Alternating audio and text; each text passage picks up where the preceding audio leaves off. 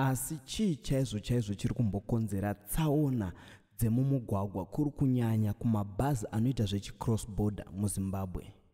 Nekuti munguva diki yapfuura takaonawo bhazi retamuka richiita accident rikauraya vanhu, then bhaziwo retimbon rikatsva rakamira, then muzuva ranhasi taonawo bhazi resmart express richidonha iro richibva kuSouth Africa.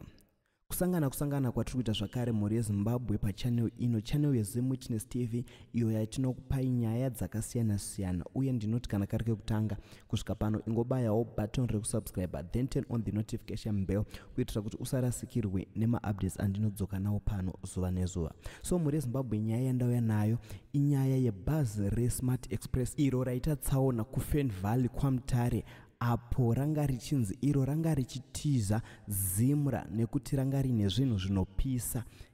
Bhazi riri kunzi radonha iro mangwanani anhasi 19 September 2024. So news dzacho dziri kuti idzo Mutare bound smart express bus suspected to have been transporting smuggled goods from South Africa overturned in Fern Valley residential area after diverting from the main Mutare Masvingo highway this morning. Passengers and hired people were busy removing the goods from the scene and reloading them into waiting truck. So ndo zviri kunzi izvo bhazi iri resmart express radonha iro kuFern Valley nhasi makuseni.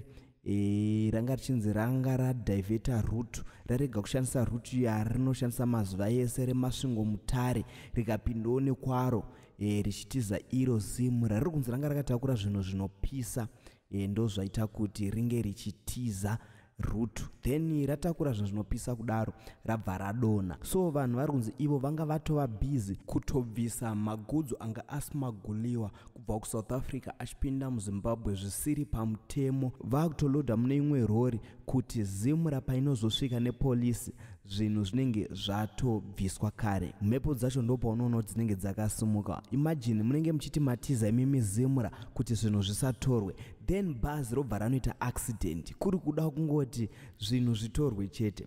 So mhuri yeZimbabwe, chimbotiudzewo kuti why is it these buses dziri kuita idzo chicross border dziri kunyanyoita maaccidents stereki, kunyanya kumabhazi iwo anorova route yeSouth Africa Zimbabwe ndo ari kunyanyoita iwo maaccidents? Ngasangane mucomment section.